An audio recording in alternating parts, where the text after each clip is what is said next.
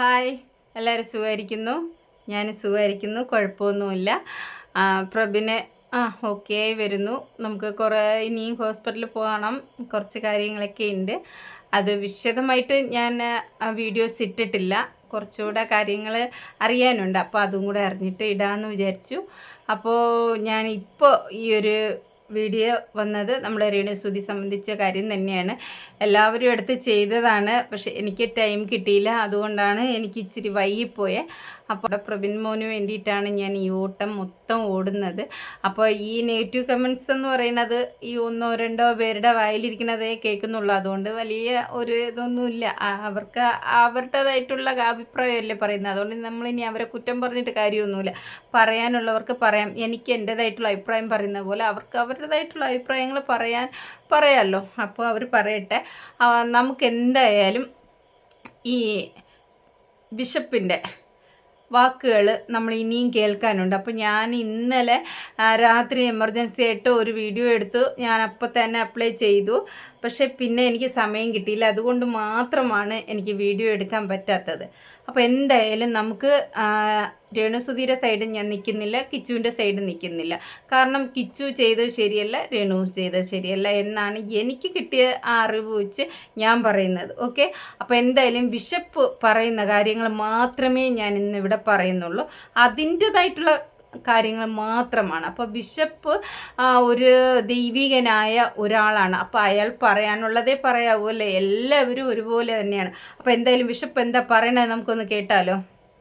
ഞാനിവിടെ കൊടുക്കാം. തീരുമാനിക്കുന്നത് ഒരിക്കലും അവരെ കൈവിടാൻ ഉദ്ദേശിക്കുന്നില്ല.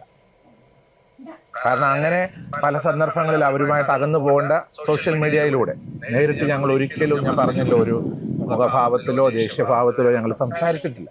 സോഷ്യൽ മീഡിയയിലൂടെ അങ്ങോട്ടും ഇങ്ങോട്ടും ഭയങ്കരമായ രീതിയിൽ സംസാരിച്ചിട്ടുണ്ട്. അതൊക്കെ ഞങ്ങൾ മറന്നു. കാരണം ആ പുള്ളിക്കാരത്തേക്ക് ഇങ്ങനെ ഒരു ആരോഗ്യ പ്രശ്നം വന്നപ്പോൾ തീർച്ചയായിട്ടും അത് വഹിക്കാനും ക്ഷമിക്കാനും, അല്ലെങ്കിൽ ഞാൻ എന്തിനാണ് ഈ സത്യവേദ പുസ്തകവും പിടിച്ചുകൊണ്ട് ഞാൻ ലോകം മുഴുവൻ നടക്കുന്നത്, എന്തിനാണ്? പക്ഷെ കർത്താവ് ജീസസ് ക്രൈസ്റ്റ് എന്ന് നമ്മളോട് പറഞ്ഞേക്കുന്നത് ക്ഷമിക്കാനാ പറഞ്ഞു. എന്താ പറഞ്ഞിരിക്കുന്നത്? ക്ഷമിക്കാനാണ് പറഞ്ഞിരിക്കുന്നത്. ആരോട്? പാപം ചെയ്തവരോട് അല്ലേ. കർത്താവായ ഈശോ പറഞ്ഞിരിക്കുന്നത് ക്ഷമിക്കണമെന്ന്. അങ്ങനെയാണെങ്കിൽ ഈ ഒരു വയ്യായ്മ ഉള്ളത് കൊണ്ട് രേണുവിൻ്റെ കൂടെ ക്ഷമിച്ചു. അപ്പോൾ കിച്ചുവിനോട് എന്തുകൊണ്ട് ബിഷപ്പ് ക്ഷമിക്കുന്നില്ല?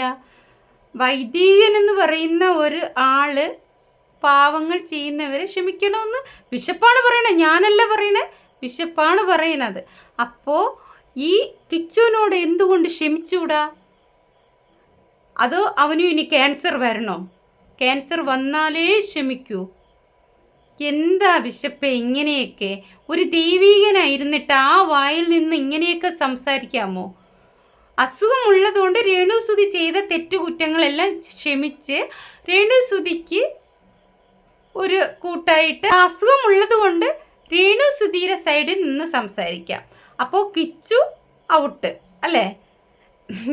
ഇങ്ങനെയൊക്കെ ഒരു ദൈവികൻ വന്നു നിന്ന് നമ്മുടെ മുന്നിൽ വന്നു നിന്ന് പറയുമ്പോൾ നമുക്ക് വല്ലാത്ത സങ്കടം തോന്നുകയാണ്. നമ്മളും വിശ്വാസികളാണ്, മനസ്സിലാക്കുക. നമ്മുടെ കേരളത്തിൽ ഏകദേശം നമ്മുടെ വീഡിയോസ് കാണുന്ന മുക്കാലും വിശ്വാസികളാണെന്നുള്ള കാര്യം മനസ്സിലാക്കണം. ആ വിശ്വാസികളുടെ മനസ്സിലേക്ക് ഈ ഒരു ബിഷപ്പ് അല്ലെങ്കിൽ പള്ളിയിലെ അച്ഛൻ എന്ന് പറയട്ടെ, അവർ വന്നിരുന്നിട്ട് ഇങ്ങനെയുള്ള കാര്യങ്ങൾ പറയുമ്പോൾ പാപം ചെയ്തവരോട് ക്ഷമിക്കാമെന്ന് ബിഷപ്പ് തന്നെ പറയുന്നു. അപ്പോൾ രേണുസുധീരോട് ക്ഷമിക്കാം, ഈ ഒരു അസുഖമുള്ളതുകൊണ്ട് ഞാൻ അവരോട് ക്ഷമിച്ചു, ഇനി കിച്ചുവിൻ്റെ കൂടെ ക്ഷമിക്കണമെങ്കിൽ ഈ ഒരു അസുഖം കിച്ചുവിനും വരണമെന്നല്ലേ ബിഷപ്പ് പറഞ്ഞത്. എന്നാലല്ലേ കിച്ചുവിനോട് ക്ഷമിക്കൂ എന്ന് പറഞ്ഞേ. എന്താണാവോ, എനിക്കൊന്നും മനസ്സിലാവുന്നില്ല. എന്തെങ്കിലും ആവട്ടെ. അപ്പോൾ അടുത്ത ഒരു വീഡിയോ നമുക്ക് കേൾക്കാം കേട്ടോ, നോക്കാം. ഈ കുഞ്ഞു കുട്ടിയുടെ കാര്യമാണ്. വളർന്നു വരുമ്പോൾ തന്നെ അച്ഛൻ മരിച്ചു, ഇപ്പൊ അമ്മയ്ക്ക് വയ്യാതിരിക്കുന്നു. കുട്ടിയുടെ വളർച്ചയുടെ വഴിക്കാവും, അല്ലെങ്കിൽ കുട്ടി എങ്ങനെ വളരും എന്നുള്ള ചർച്ചകളാണ്. വളരെ സന്തോഷത്തോടെ ആ കുഞ്ഞിനെ അവർ വളർന്നു. രേണുസുതിയുടെ പിതാവും മാതാവും ജ്യേഷ്ഠത്തെയും ജ്യേഷ്ഠനും അവർ സ്വന്തം ഈ രേണുസുതിയുടെ സഹോദരി അവർ സ്വന്തം അവരുടെ മക്കളെ വളർത്തുന്ന തുല്യമായിട്ട് ഒരു ഡ്രസ്സ് എടുത്താൽ ആ 3 പിള്ളേർക്ക് ഒരുപോലെ അവരെടുത്ത് നമുക്ക് ഇപ്പോഴത്തെ കാര്യമേ എനിക്കറിയാം. നാളെ എന്ത് സംഭവിക്കുമെന്ന് മോള് ചോദിച്ചാൽ എനിക്ക് അതിനെപ്പറ്റി അറിയത്തില്ല. പക്ഷെ ഈ നിമിഷങ്ങൾ വരെ അവർ സ്വന്തം അവർ ചേർത്ത് നിർത്തി തന്നെയാണ് ആ കുടുംബത്തിൽ അവർ മുന്നോട്ട് പോയിക്കൊണ്ടിരിക്കുന്നത്. കറക്റ്റ്. ഭാവിയിൽ തീർച്ചയായിട്ടും ആ കുഞ്ഞിനോട് ദൈവം മനസ്സലിയണം. കാരണം അവന് ഒരു അമ്മയെ ആവശ്യമാണ്. അവന്റെ പിതാവ് മരണപ്പെട്ടു പോയതാണ്. എൻ്റെ ഒരു അപേക്ഷയായിട്ട് തന്നെ കരുതിക്കോട്ടെ, നമ്മളെ കൊണ്ട് പറ്റുന്ന രീതിയിൽ അവരെ ചേർത്ത് നിർത്താനായിട്ട് ശ്രമിക്കുക. എന്താ അത് മാത്രമേ എനിക്ക് പറയാനുള്ളൂ. നിങ്ങൾക്ക് പണം കൊടുത്ത് സഹായിക്കാൻ ഞാൻ ആരോടും ആവശ്യപ്പെടും, അങ്ങനെ ചിന്തിക്കണ്ട. നമുക്കൊരു വാക്ക് അവർക്ക് വേണ്ടി ഒന്ന് പ്രാർത്ഥിക്കാൻ പറ്റുമെങ്കിൽ. ഇപ്പൊ പറഞ്ഞത് മനസ്സിലായല്ലോ. ഭാവിയിൽ ഇപ്പം പറഞ്ഞൊക്കെ ഓക്കെയാണ്, ഞാൻ സമ്മതിക്കുന്നു. ഇപ്പോൾ രേണുസുധീരെ കുഞ്ഞിനെ ആ രേണുസുധീരെ സഹോദരി പൊന്നുപോലെ നോക്കുന്നുണ്ട്, നല്ല രീതിയിൽ നോക്കുന്നുണ്ട്. കാരണം എന്താണ്, അമ്മയുണ്ട് അവിടെ. ഇപ്പോൾ ആ പൊടി കുഞ്ഞിന് അമ്മ ഒരു അസുഖമാണെങ്കിൽ അമ്മ ഉണ്ട്, അതുകൊണ്ട് സഹോദരി നല്ല രീതിയിൽ നോക്കുന്നു അല്ലേ?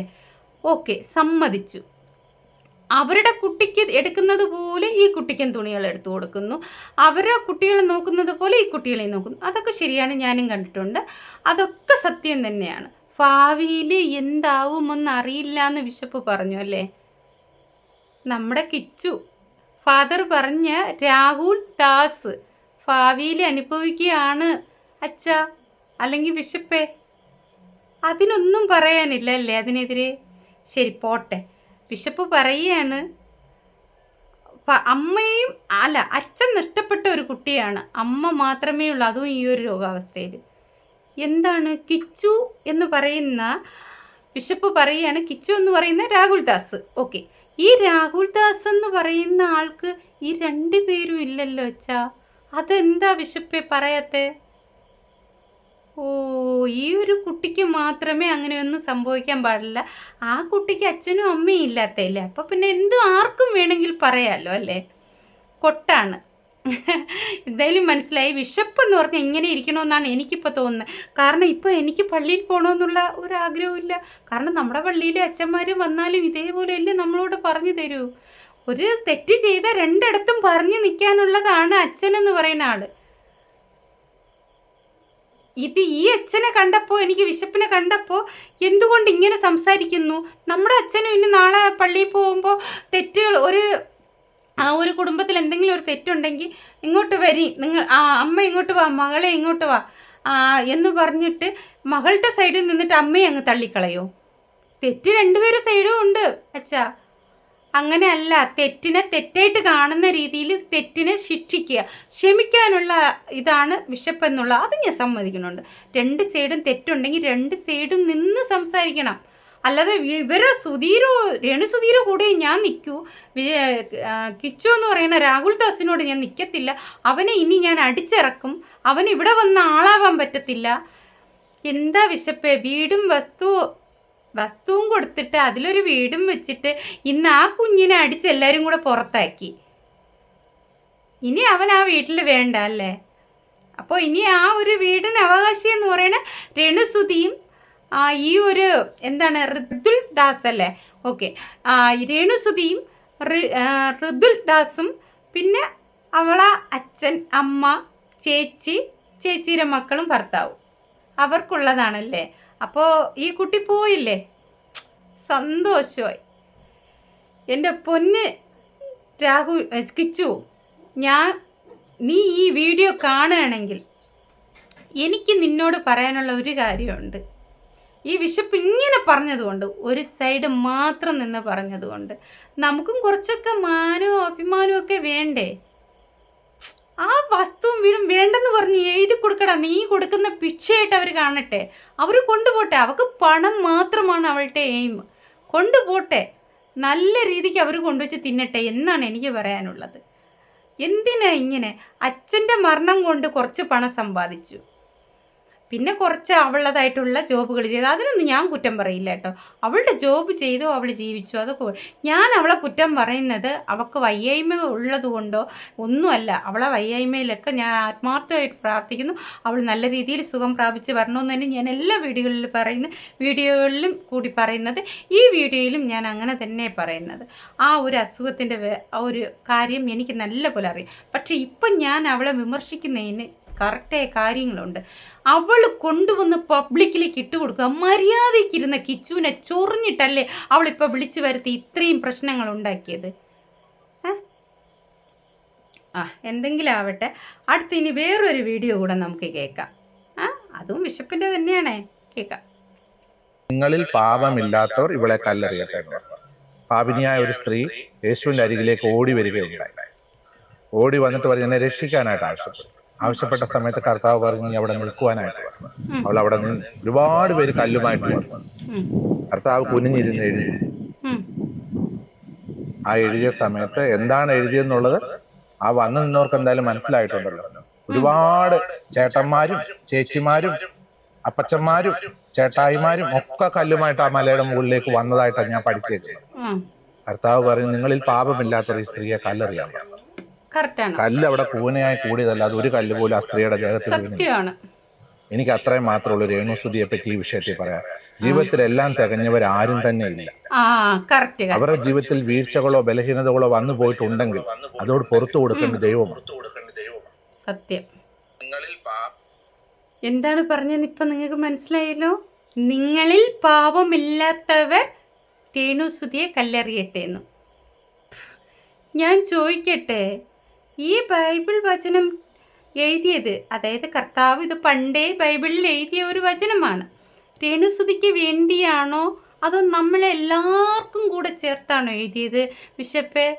എനിക്കറിയാഞ്ഞിട്ട് ചോദിക്കുകയാണ്. കാരണം ഞാൻ ബൈബിളിൽ വായിച്ചപ്പോൾ പാപം ചെയ്യുന്ന എല്ലാവർക്കും കൂടെ ഉള്ളതാണ് ആ ഒരു എഴുത്തെന്നാണ് ഞാൻ വിചാരിച്ചത്.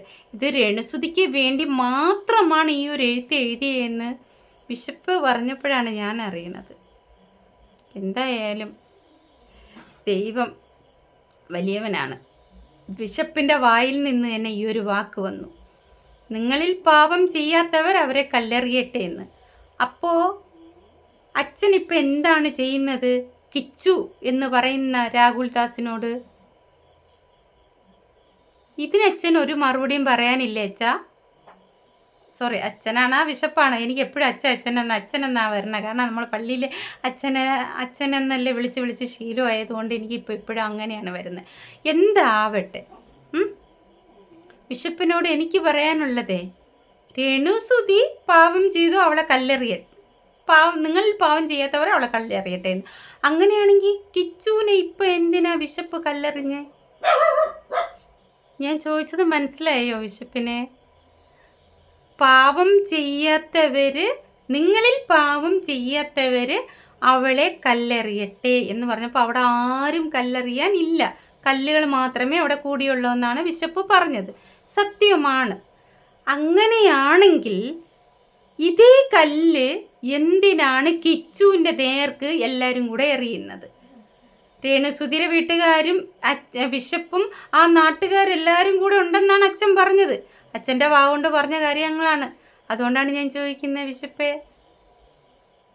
ഞാൻ ചോദിച്ചതിൽ എന്തെങ്കിലും തെറ്റുണ്ടോ എന്ന് എനിക്കറിയില്ല. ബിഷപ്പ് പറഞ്ഞ കാര്യങ്ങളാണ് എടുത്ത് ഞാൻ ചോദിക്കുന്നത്. പക്ഷേ ബിഷപ്പ് പറഞ്ഞ കാര്യങ്ങളെല്ലാം കറക്റ്റാണ്.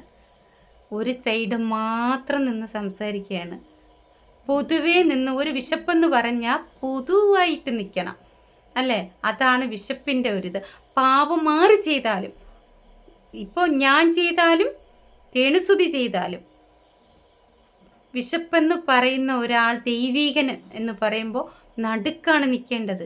നടുക്ക് നിന്നിട്ട് നിങ്ങൾ തമ്മിൽ പറഞ്ഞ് തീർത്ത് ഇവിടം കൊണ്ട് ഇത് അവസാനിപ്പിക്കുക അല്ലേ?